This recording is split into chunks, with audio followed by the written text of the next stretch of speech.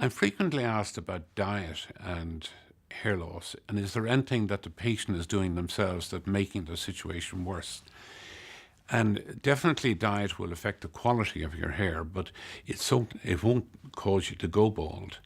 And washing your hair frequently, wearing hats or not wearing hats, or being in the sun or not in the sun, or occupations, it really makes no difference.